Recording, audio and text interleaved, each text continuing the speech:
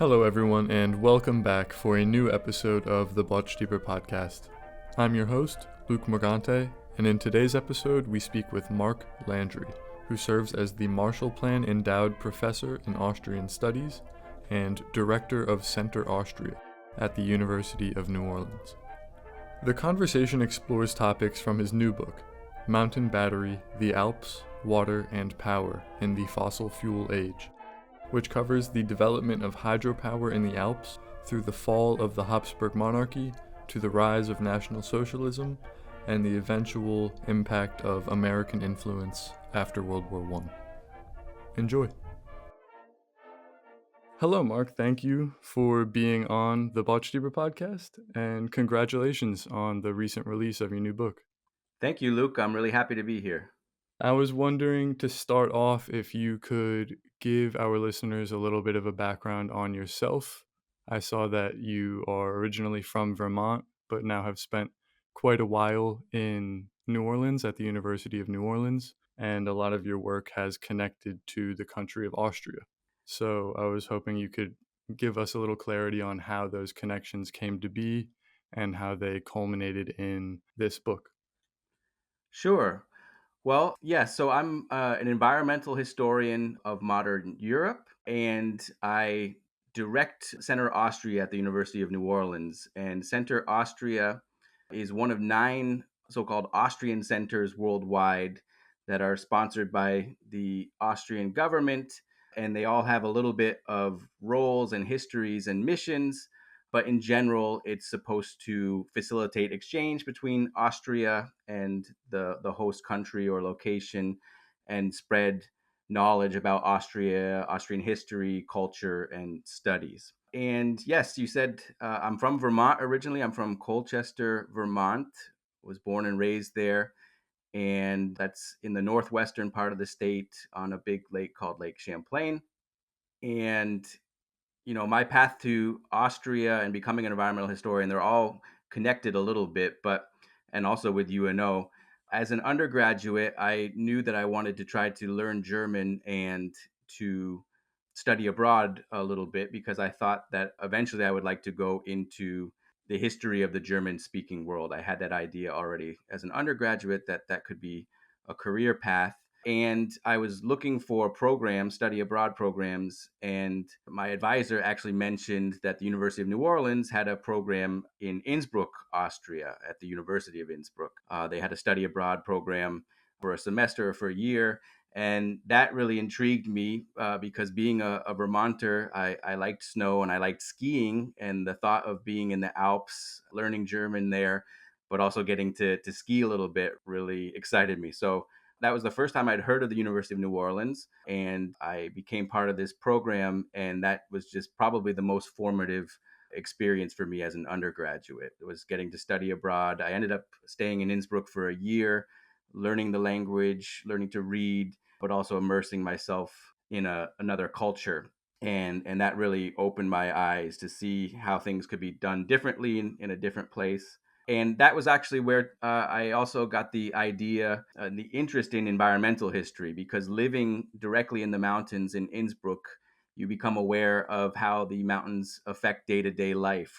Weather is an obvious reason, but that's when I started to think that it would be interesting to do history that took account of geography, that took account of ecological processes in explaining how things have happened in the past. And I ended up at Georgetown University for my PhD, and it was there that I really learned that there's this discipline called environmental history, a newer, I would say, type of history, method of history that really tries to take in account the natural world in explaining human history, that tries to tell history as if nature existed. So all of these things are connected, and it just so happened that when I had finished my PhD and was on the job market, that a job opened up here at UNO in New Orleans to come and be associate director of Center Austria. Günther Bischoff, who was the longtime director, was advertising a job for an associate director. So I jumped at that chance, and that's how I ended up down here in New Orleans. And that was 2017. So we've been here for quite some time now.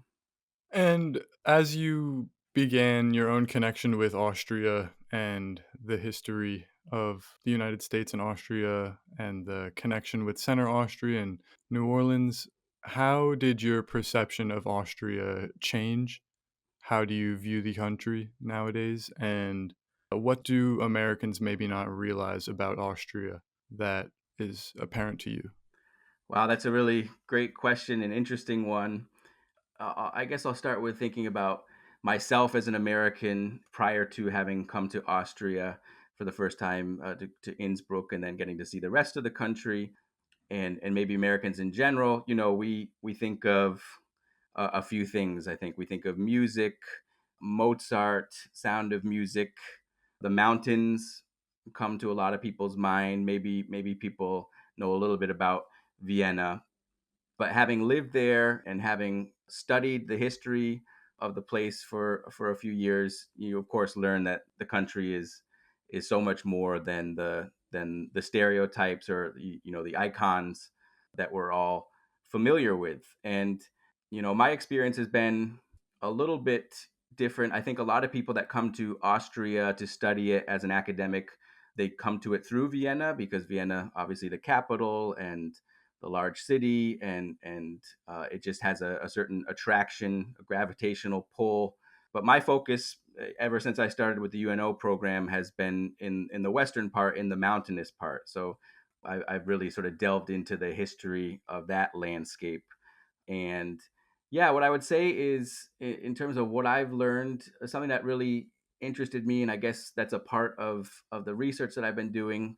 I wrote a book that really tried to be about alpine history, to look at the history of this landscape that is not just in one country but transcends international borders, is that we can actually see that in this similar environment, a lot of the different countries and societies that are at home in the Alps made pretty similar decisions, in this case, about building dams and building infrastructure in the Alps to create energy. And so that was something I thought that is an interesting finding.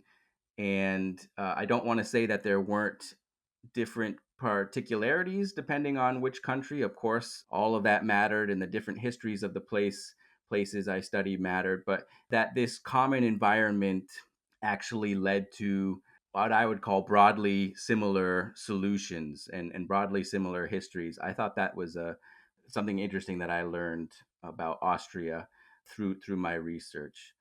So yeah, I mean, it's really, I guess I can just only emphasize that Austria is such a varied country for being so small. When I say so small, I think it's about the size of the state of Maine in terms of land area. It contains a really diverse set of landscapes, very diverse regions with their own very long histories as well. And so that to really understand Austria, you have to understand that it's a diverse place. There's a lot of difference throughout the country. I think that was a great explanation. And your point about the various ideas that come to mind for people when they think of Austria, hydropower and the Alps isn't necessarily one of the immediate answers. So, with your book, Mountain Battery: The Alps, Water, and Power in the Fossil Fuel Age, that recently came out, focusing on the development of hydropower and its significance in the region, what about that story stood out to you, and why do you feel it was an important story to tell? Yeah, so I think that's right. In general, this book that I've written, I do environmental history, but within environmental history, there have been in recent years, especially a number, a growing group, I would say, of people who are specifically interested in energy history, how different societies have gotten the energy that they needed to function, what have been the environmental impacts of that energy use. And particularly for people looking at the modern period, these are really important questions, because it's been energy use, above all fossil fuel use, that has created some of our most challenging environmental problems, particularly global warming, the burning of fossil fuels and the greenhouse effect, are leading to a situation where humans are having an enormous impact on our global environment. In fact, maybe the most important driver of global environmental processes. So energy is really at the core, at the foundation of these changes. And so there's a group interested in sort of trying to study how that came to be. How did we become, in some parts of the world, such energy intensive society? So that I was interested in energy, and having lived in the Alps, one thing that I became aware of, and I actually, this is a sort of, it might sound like a joke, but probably the first time I really was aware of it is I was skiing in the Alps that first year that I was there. I was doing a ski tour, which is where you walk up the mountain using skins. So you have your skis on, you walk up, and then you ski down. And we walked past a gigantic reservoir. And so this was, a reservoir in the mountains to store water, particularly for energy purposes. And I think one thing that I did learn, to go back to your previous question, that I didn't know about the Alps is actually throughout the Alps, in Austria in particular, but all over, so much water is being used for energy purposes. And there's so many dams that have been built at high altitude, and you don't get to see those unless you really get up into the higher areas. And in fact, if you've seen an alpine lake anywhere, chances are that it somehow has been modified in order to help produce electricity. Just about every lake has been changed in some way. And so that's when I thought, okay, this is a story that people don't know. I was not aware of it myself, but the Alps, in fact, have been and continue to be one of the most important energy producing landscapes in Europe. An enormous amount of electricity is produced there every year. And so that's what I thought I would do. Okay, this combines all of my interests. I would like to tell the history of this energy landscape of the Alps, which I call mountain battery. And I want to explain why it is that the Alps became this important energy landscape, what that can tell us both about our energy use, our ideas about nature, but also, how that impacted the history of Europe in the 19th and 20th centuries.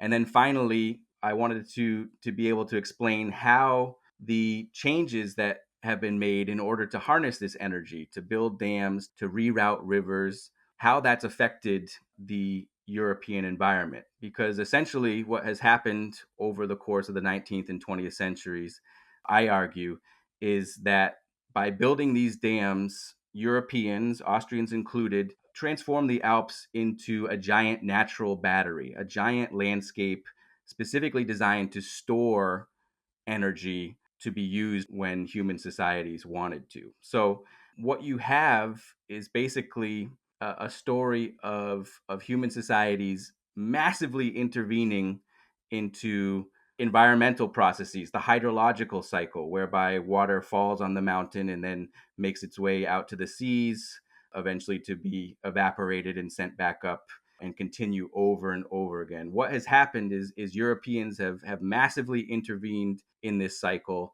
in order to be able to get energy. And, the primary way that they did this was by building dams. One statistic that I came across that really sort of staggers me is, if you measured the volume of concrete that have been poured into the Alps in order to create these dams, you would have a volume that's several times greater than the volume that was used for the Great Pyramids in Egypt. An engineer in the Alps was sort of bragging about this achievement.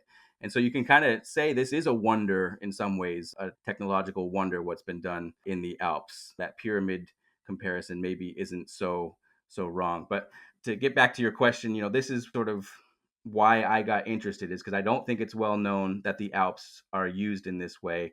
And I also think there are connections between the energy that was created in the Alps in the 19th and 20th century and broader European history that not a lot of people are aware of either. So it basically, by looking at the history of this landscape and a story that was not well known, this would be a way to tell a new history of Europe, a new history of Austria and the other Alpine countries.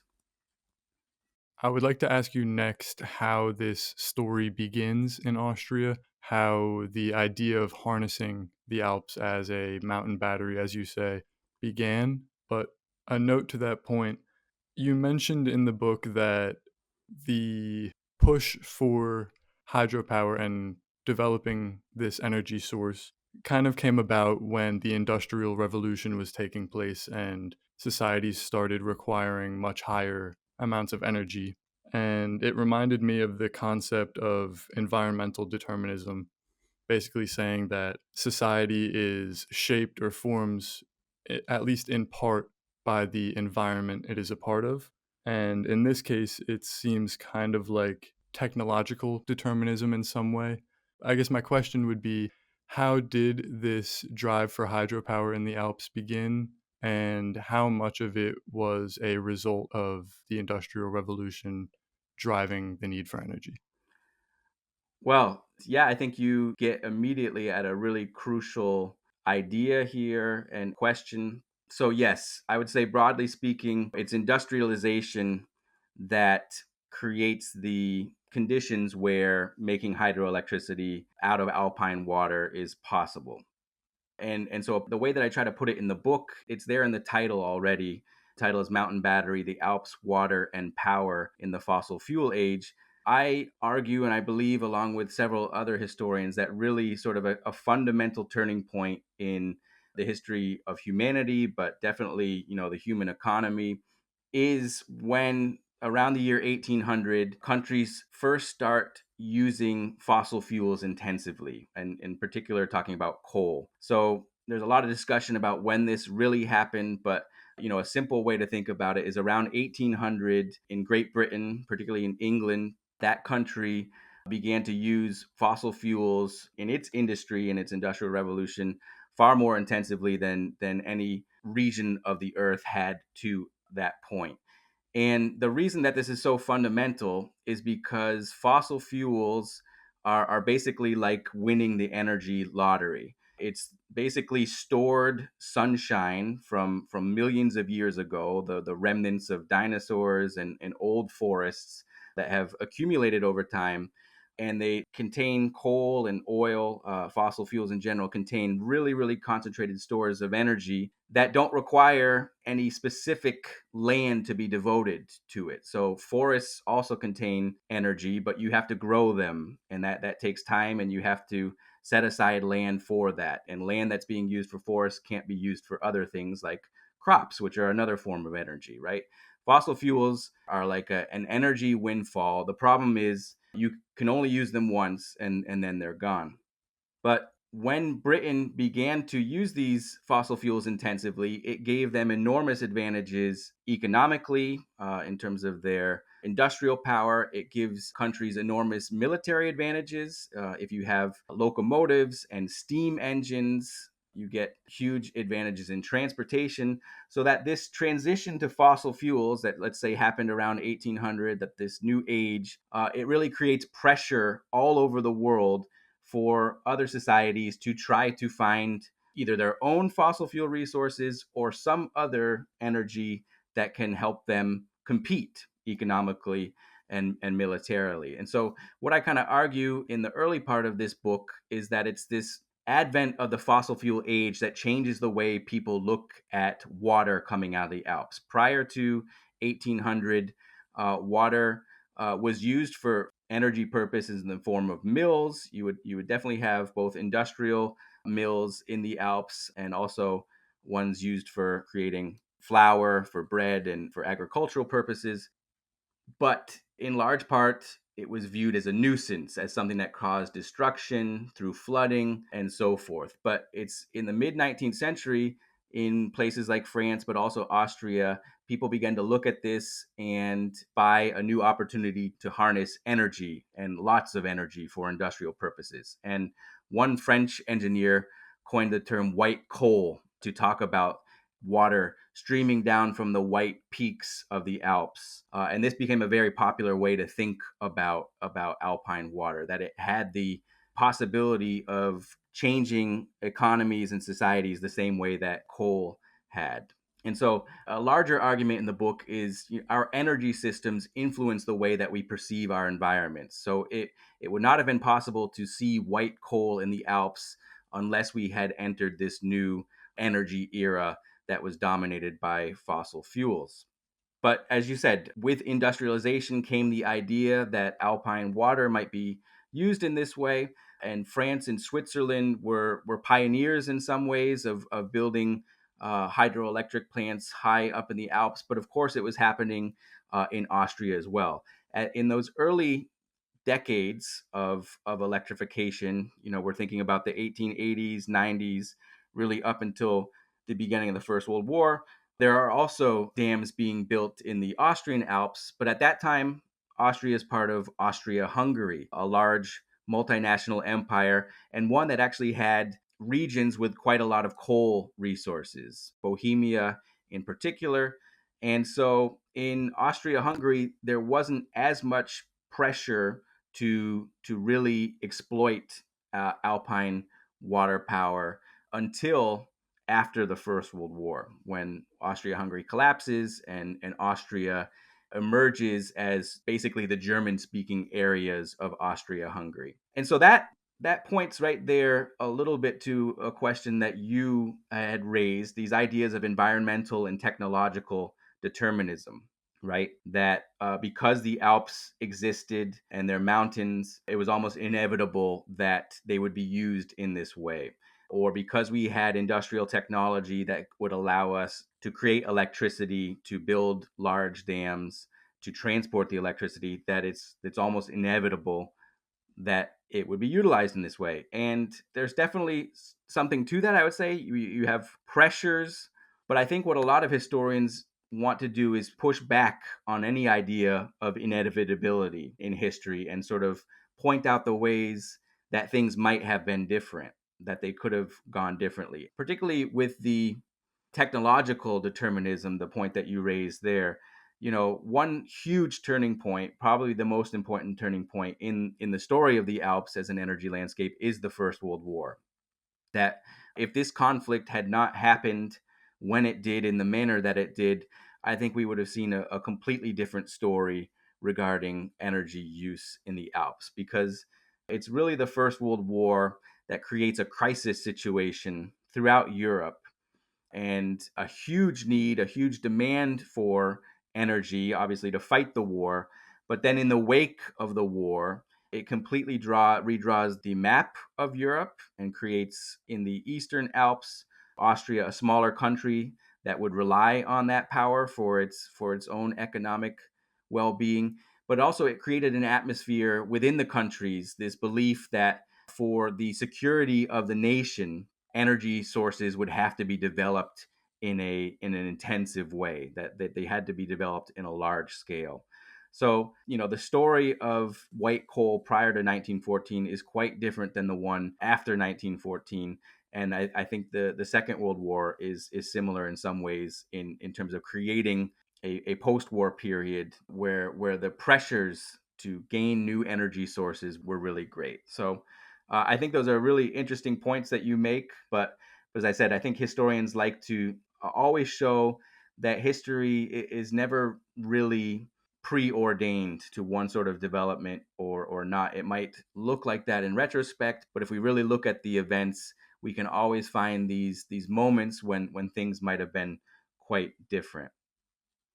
It's such an interesting story, especially I think looking back from today's perspective. I mean, when I was growing up and going to school, so much of science class would be talking about alternative energy sources and how they could help combat global warming.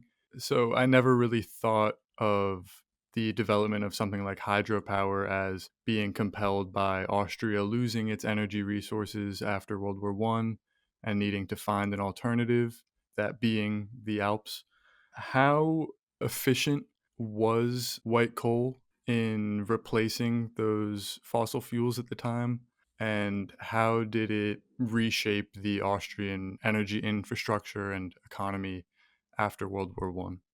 Yeah, great question. And I think, that's another argument I want to make in the book, or theme anyway, is generally we sort of divide between fossil fuels and renewables. And obviously there's good reasons to do that and sort of to separate them.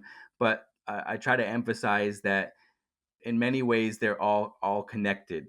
A place that does not necessarily have a lot of like Austria prior to 1914 that hadn't yet really exploited much of its water power resources. That was because there was abundant coal, and so in that society, in that economy, there wasn't the same pressure. And in the interwar years, so between World War I and World War II, there is a huge jump in the amount of white coal being harnessed, and that is in many ways because people saw alpine water power as the best way to conserve coal resources. So if you could create this new energy source, this new source of electricity, then things that people had previously used coal for, well, you could substitute this, right? And then you would have coal for different and more essential economic purposes. So in some ways it makes sense to think about them separately, particularly in terms of environmental impact, but we have to see this their use all over as really inherently connected. That yeah, they're really inherently connected. So in terms of efficiency, hydropower is a much more efficient energy than using fossil fuels. With fossil fuels, a huge amount of the energy that's contained either in oil or in coal is actually lost to humanity in the form of heat. It just dissipates in the burning process and serves no purpose for humans. Right? We're not able to harness it. So in some ways, it's a very wasteful energy source, and the way that we use it is quite profligate. Renewable resources like hydro are much more efficient. We have built machines like turbines and generators that are able to extract much more of the original energy and useful energy out of it than we do with fossil fuels. Austria during the interwar years was somewhat successful in using hydropower, white coal from the Alps to substitute and to replace coal. One way that they did this was they began to electrify some of the main railways in Austria. There was a law that basically stipulated these railroads should be switched over to electricity that we can get from hydropower, so that we don't have to buy expensive coal from abroad, particularly from Bohemia and Poland. So there was a program to electrify the rail lines. And by the end of the 1930s, almost all of the main railroads west of Salzburg in the Alps had been electrified. So that put Austria at that time period really at the forefront of the world in terms of electrifying their railroads, their passenger railroads. This was viewed as very modern at that time period. And of course, nowadays, the bullet trains systems that exist all over the world are of course electrified. So in this respect, we see an Austria that was really sort of at the vanguard, the cutting edge of a new technology because of its alpine water power. But an issue with substituting hydropower for coal is that there's some things that coal is just way more convenient for, or fossil fuels, I should say, as well, right? It's really fossil fuels, oil, that allows for the internal combustion engine that we need for automobiles. And of course, now we're working on electrified vehicles, and at the start of automobility, electric vehicles had been prevalent as well. But by the mid 20th century, automobiles were primarily powered by oil. And so it was difficult to use hydroelectricity and white coal for things like that. But that's probably the main argument that I make then in my book. The reason it's called Mountain Battery is because I found when researching that the energy experts who basically decided how the dams were going to be built, how the hydropower was going to be harnessed, because there are infinite possibilities how one might do that, right? An engineer can really let their imaginations go and design these dams, place these dams in really infinite places. But what was driving, particularly by the mid 1920s, what became the common view all over the Alps was that the Alps were special because they had places where you could store the water easily. So these were existing lakes, or they were mountain valleys where you could build a dam and store the water. And that this was really special because it allowed water power to act somewhat like coal. Coal, as soon as you get it out of the ground, you can store it, transport it, and wherever you're able to set up a steam engine, you can have energy nearby. So it offered convenience and flexibility.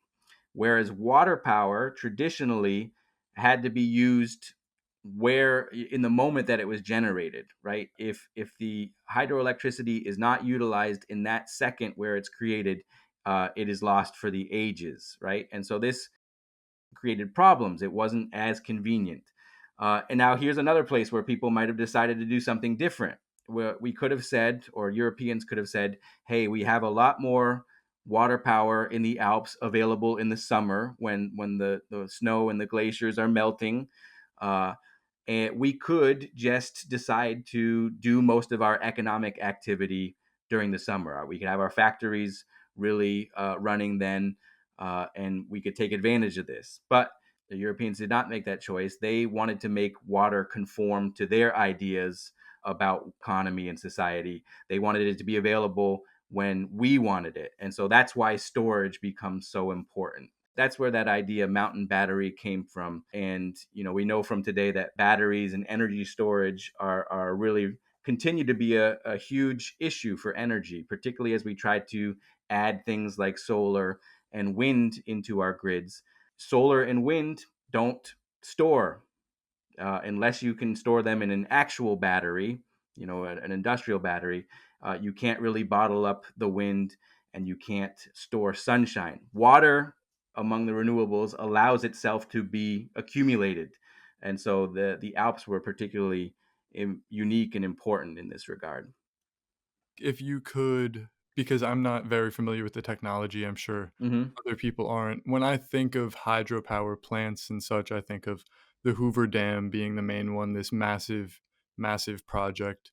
As hydropower was being developed with the technology in the Alps, would that consist of very large projects that took a lot of time, or were there smaller hydropower plants that were being built around the mountains? Basically, how did the technology look? How did building it actually take place? That's a great question. And what I show in the book is the Alps are at an advantage. This is another reason why I think it became this energy landscape in terms of the physics of hydropower. The energy that can be harnessed is basically a question of the amount of water that you can wrangle and the distance that you can get it to drop, right? So it's a simple multiplication. So how much volume and how much relief. Volume times relief, that is going to equal your energy bounty.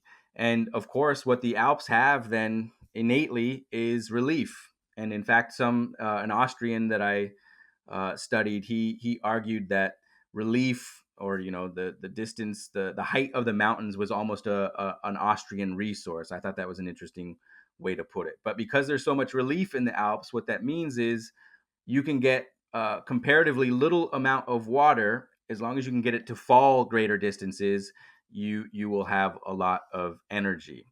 And so what this meant was that particularly early on, alpine hydropower facilities could be quite small in comparison in terms of the amount of water that they harnessed, because they had those huge drops available, in some cases over 2,000 meters at some points. So early on, alpine white coal and hydropower facilities really could just consist of something very simple, an obstruction in a small creek or a small torrent that just diverted a piece of the water out of its bed to another spot where it could then be dropped down to the turbines below. So in this case, it wouldn't look like Hoover Dam. Hoover Dam, really tall dam, but it's on the main branch of a large river, the Colorado river. And so it's sort of a different situation. Now, after the 1920s, and particularly after the Second World War, again, Europeans, Swiss, French, also the Austrians, Italians began to build dams that look something like the Hoover Dam, that are 200, 300 meters in height, and these massive concrete constructions. And I'll just tell you about one Austrian dam that I think is really interesting in this regard. Austrians will know about this very much, but it's not something I think most Americans think of. It's called Kaprun, and Kaprun, you can't really call it just a dam. It's a series of dams, a complex of dams in the Austrian Alps close to the city of Salzburg. And this project was completed in the post-war period. It was completed in 1955. And when it basically had the same sort of role and function in Austrian society as the Hoover Dam did in the United States, right? It was seen as this amazing achievement, but for Austria in particular, it was sort of an act of reconstruction after the destruction of the Second World War. Interestingly, and we can talk about this maybe later, construction on the project began during the National Socialist period when Austria was a part of National Socialist Germany. About a third of it got built. But in the post war period, with the help of Marshall Plan aid from the United States, the entire complex is finished. And what it does, the reason I'm mentioning it here, is it does not collect and harness the energy of one river like the Hoover Dam, which is damming up the Colorado and then using that energy. Kaprun actually takes water from an enormous range, essentially, of mountains within the Alps. The range is called the Hohe Tauern. This is where the tallest mountain in Austria is located. It takes and collects water from all of these high valleys and transports it via tunnel and via canal, all to one valley, the Kaprun Valley, where it is collected behind these dams and then sent to the turbines. So the best way to think of Kaprun is not really the power of one river, but it's the power of an entire mountain range. And this type of power plant became common in the Alps after 1945. And one, I think, really staggering sort of thing about them, and Kaprun in particular. So the valley lies on the north side of the watershed in the Alps. Basically, on the north side, all of that water flows eventually into the Danube. And on the other side of that line, of that watershed, all of the water eventually flows into the Adriatic Sea via some other rivers, right? But it really divides. It's a continental divide in some ways. And Kaprun, to build it and to give those dams more water, Austrian engineers drilled a tunnel underneath the watershed and sent the water from the south to the north. So they really rerouted the sources of these rivers and forced them to flow across a continental watershed. So great was the demand for energy after World War II. It sounds like such incredible technology, especially with all of this happening in the early 1900s to the mid 1900s. You mentioned that the construction of the Kaprun Dam began during the Nazi period in Austria. Would you be able to elaborate on how the Anschluss and the rise of National Socialism in Austria played a role in the story of hydropower and its development? Sure. And I think this is one area where, among historians, it's maybe not so well known, the role that Austria played, and especially the Alpine water power in Nazi energy planning and energy supplies. But I think in the course of my research, I also sort of came across ideas about this energy that changed the way I thought about National Socialism, and it's the way it got its energy and the sort of plans that it had to harness energy in connection with its expansion plans. So yes, I guess one way to start thinking about this is, you mentioned the word Anschluss, and maybe that's familiar to some listeners. You know, this is the German word that is used to refer to the annexation of Austria to National Socialist Germany that happened in 1938. They call it the Anschluss, and basic way to think about that translation, a simple translation would be connection. I think one thing that's not so well known is this connection of Austria to the state and country of Germany was not something that just happened in 1938, but really after the First World War, when Austria emerged from the wreckage of Austria-Hungary, most Austrians actually expected and wanted to be part of Germany after 1918. They wanted the Anschluss. That's how they spoke about it back then, too, because they thought that was the only way that Austria, the new remnant country, could be economically viable. And as part of the treaties ending the First World War, this was forbidden by the victorious Allies. It was expressly forbidden that Austria could join Germany then. But this is, one sort of background and context for Hitler's eventual annexation of Austria in 1938. That there had been talk about this much earlier. And the reason I go into a little detail here is because Anschluss in German can also be used in the technical sense. And indeed, in the field of electrical engineering, when you talk about Anschluss, that means a connection, usually between different electricity grids. And so, looking at the history of alpine water power in Austria after the First World War and in the run up to the Second, we can see that there were plans and indeed, in some ways, the Anschluss of Austrian white coal to Germany actually happened. So in the late 1920s, a large German electrical utility in Western Germany, built and helped finance a huge dam in far western Austria in Vorarlberg. And they built what was then the longest transmission line in Europe to send white coal north to the German industrial zone. And at that time, some people hailed this as sort of an electrical Anschluss, an electrical connection between Austria and Germany.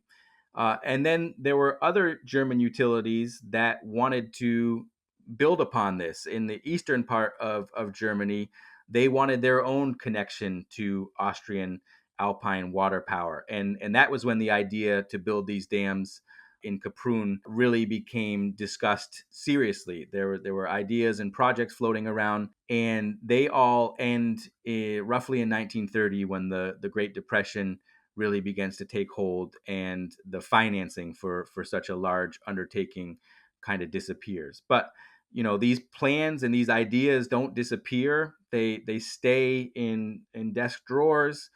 And with the takeover of the National Socialists in Germany, the new experts there, energy experts, always have Austrian hydropower in their mind as they're thinking about the expansion of the German economy in the 1930s, the mobilization, right, preparing for military conflict that was kind of driving the German economy at this time.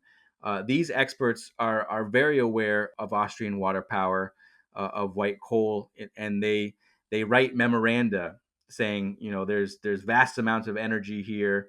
For any future plans that we have, this is going to be critical. And so, I'm able to show how in the run up to 1938 and the annexation, there are these agencies within the German government that are really interested in having access to this white coal.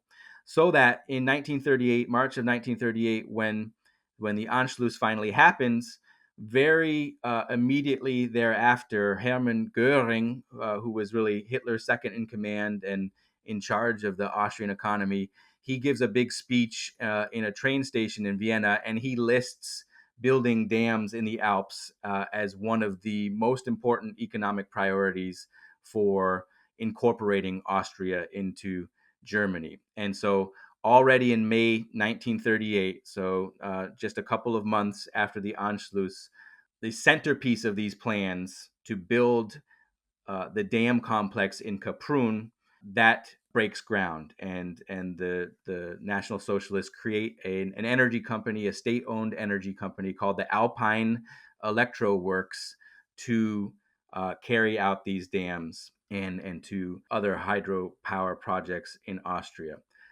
So I guess I just want to kind of underline really, really quickly why this was so important for Germany, what the energy planners saw. And what they saw, they knew that Hitler was planning for war, potentially, and they compared themselves to places like Great Britain, to places like the United States, to places like the Soviet Union that had either continents with vast resources or global empires that they could reach upon for energy resources. And they looked at Germany and saw that Germany was lacking in this regard.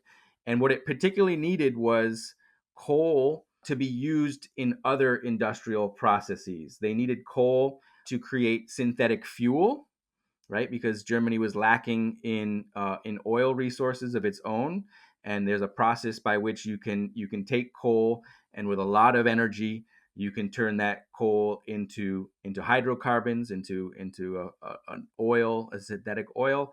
And the other thing that coal was really really important for was synthetic rubber, to create synthetic rubber, which Germany did not have access to. It did not have global empires where it could get rubber as easily as say Great Britain.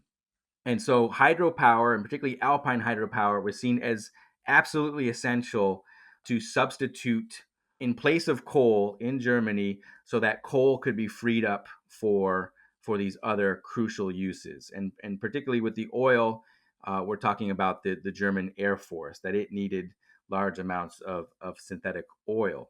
So that was the role that Austria was supposed to play in their mind, that the Austrian Alps were supposed to create large amounts of electricity so that Germany could free up coal for these other critical war uses. Part of these plans was to eventually connect the Austrian Alps and the hydroelectricity being produced in the Austrian Alps to the industrial zone around Auschwitz, right? Because this was one of the main areas where synthetic materials were being produced. And by the end of the war, they do succeed, the Nazis do succeed in creating an energy connection between Kaprun and Auschwitz. It's not on the scale that they envisioned, but this is just to sort of emphasize that there was a connection between this Austrian energy and German war planning, but also in terms of the Holocaust and the destruction of Europe's Jews. Would you argue that their ambitions with white coal from the Alps were over ambitious, or were they more justified in its potential to replace or at least supplement their energy needs otherwise? This is a really good question, and I struggled with myself, trying to think about the connection between these plans to build large dams in Austria and the Alps and the other goals of the National Socialist regime, and what that really reveals to us, what that can tell us. And I guess, I would kind of go along with, I would say, a number of other historians who look at Nazi economic history and have basically concluded, the idea to go to war against Great Britain, but then the United States and the Soviet Union all at once, that it was lunacy in many ways, just from a resource standpoint, right? To think that National Socialist Germany and the territories that it conquered, that it could compete with that kind of against those enemies with those sorts of resource bases, that's it's sheer lunacy. So what I mean to say is I don't think the probabilities, I think, concerning a war of Germany against those adversaries were always not in Germany's favor. But I think then that's what this story about what's going on in the Alps and the connection of Nazi Germany to them, it just underlines that lunacy, but also shows there's a complete mismatch between the plans to build these dams and the greater goals of the Nazi state. So to put it a finer point on it, I guess it was probably a mistake to have an energy policy that was focused on building dams that would take 5 to 10 years to complete, and then to launch essentially a world war at the beginning of this period. Right, that it's a complete misalignment of energy policy and foreign and military policy. But it also needs to be said that a lot of resources were spent on building these dams, and so that they too contributed, I would say, to the downfall of the Nazi economy, and also to its military defeat in some way, right? On the other hand, the energy was needed. It was required for German remobilization and for its war economy.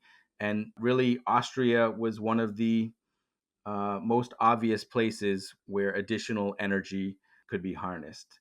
So it's a very tricky question, but I think at the end of the day, it just underlines the lunacy of National Socialist policy.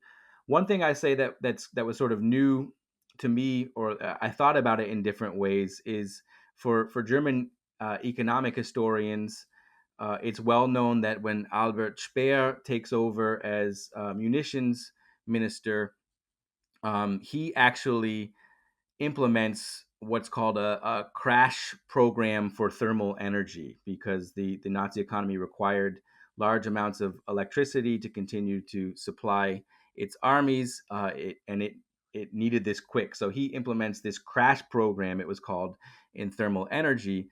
And that usually gets noted in economic histories, but because I was thinking of it in environmental terms, I think that really puts the choice very clearly, right? For since 1938, Germany had really been in a mode where it was almost feverishly trying to develop hydropower and hydropower resources both within the Reich and in conquered territories. And I guess you could see the Speer decision as sort of a confirmation that this had been a bad decision, and that he shifts at that point from these projects that take longer time to build dams to the immediacy of fossil fuels. And so you see, even within National Socialist energy policy, there is this struggle between hydraulic power, renewable power, and fossil fuel power. Yeah, that's quite a unique insight.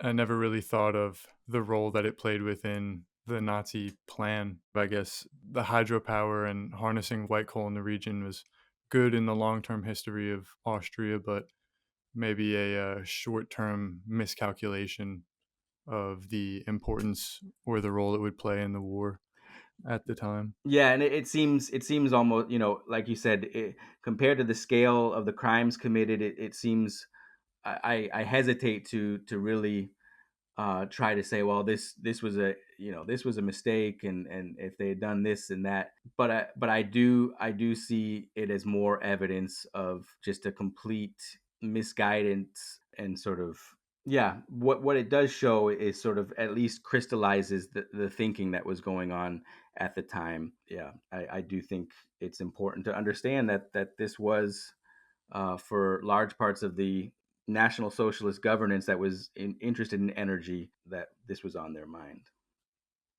A little bit earlier, you mentioned the United States and the Marshall Plan. Those ideas really come into play following World War II. Could you explain what the Marshall Plan was and how the story of harnessing white coal in the Alps developed following the end of World War II? Sure. And yes, so as an environmental historian, I have to have a familiarity with economic history and technological history, political history. So I wouldn't consider myself, an expert on the Marshall Plan, but I had to have a general understanding of it. But essentially, looking around Europe a few years after the Second World War, it was clear that economic recovery was sort of maddeningly, frustratingly not really progressing the way that the United States had expected and that many European countries had expected. And this was in a large part because of the destruction wrought by the Second World War. So you really had just lots of economic resources had just been wiped out. And you also had a situation from the United States' point of view in 1947. There was a developing Cold War with the Soviet Union. There was a question in many European countries about, what their future political situation would look like. Would they actually want to sort of join the Western powers and create states that were similar in terms of political economy, liberal capitalistic democracies, or the Soviet Union? And there was real questions. There was strong communist parties in many European countries.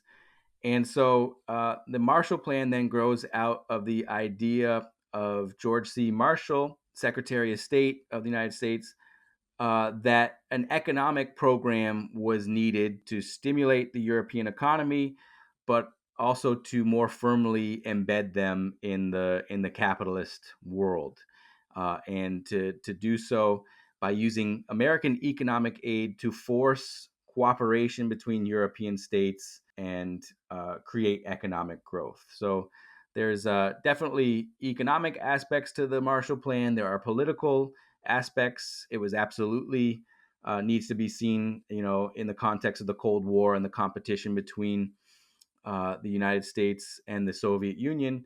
But this idea is mentioned in the spring of 1947, and immediately there's clear interest all over Europe to access this American aid, including in Austria.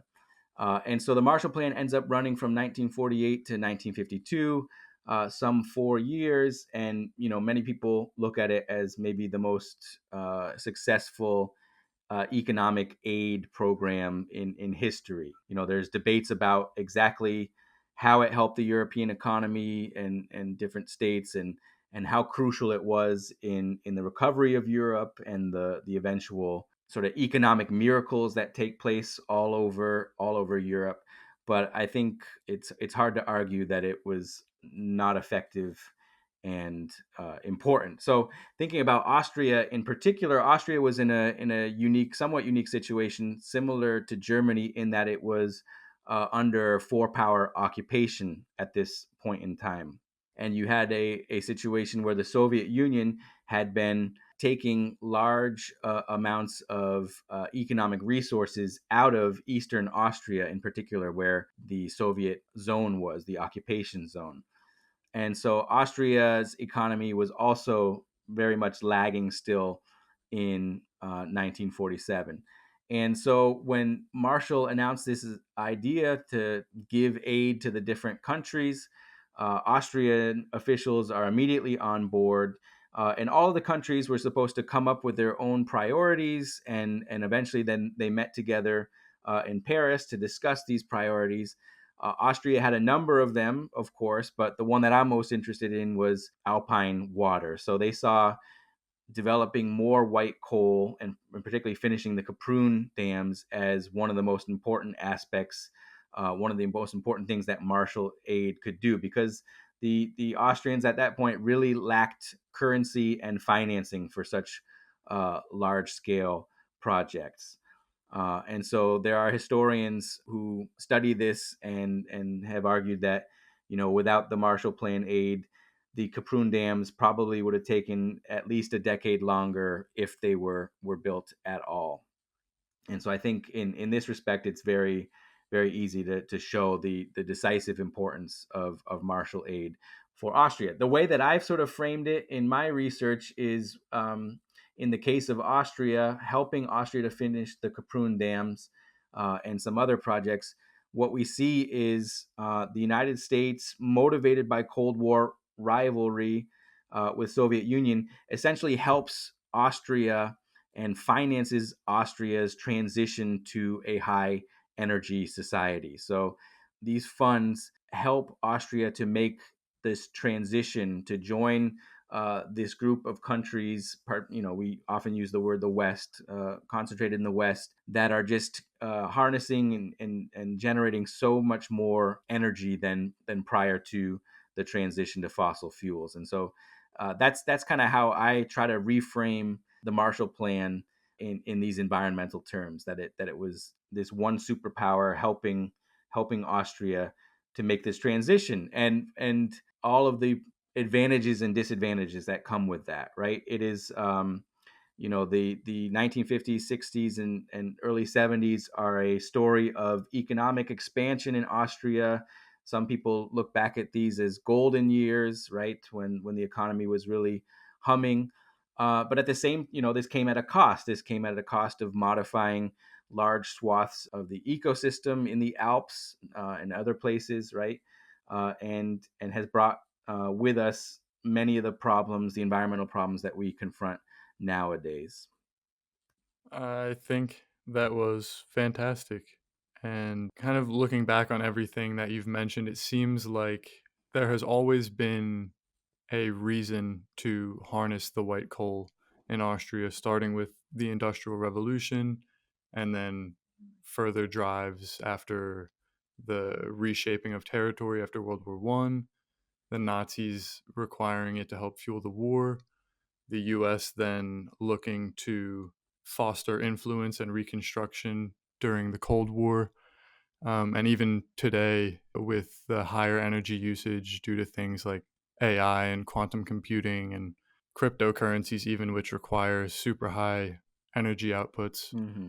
All in all, looking at everything that you studied, putting this book together, what are the key ideas or takeaways that you got and you would hope others take from this book, from this story?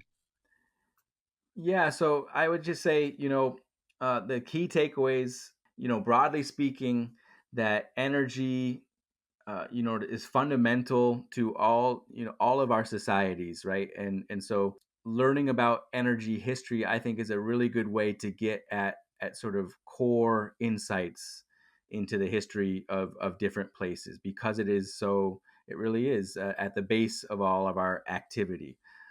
So that's a broad one. In general, I want to argue that the energy systems that we all live in also have a big impact on how we perceive our environments and how we look at nature. And right, it's only in an era of intensive fossil fuel use and the technology that's brought that people were able to look at the Alps differently and see white coal and see places where dams could be built to store the water. So energy really kind of impacts how we perceive the environment around us.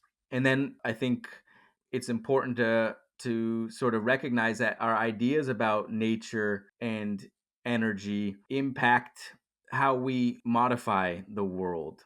And this gets back to this idea that, right, we made, when I say we, humans made choices in the 19th and 20th century that we wanted energy systems that we had a lot of control over, and that we could manipulate, so we had energy when and where we wanted. But as I said, an alternative way to think about things would be to try to think about, well, how can we adapt our behavior so that we are using energy when it's available and where it's available, rather than transporting it, for instance. And this happened practically in Austria, and still does in a lot of ways. But I'll give an example. In the immediate aftermath of the First World War, because coal was so scarce, there were laws that were passed in Austria that shops had to close at certain points on the weekend, right? And so,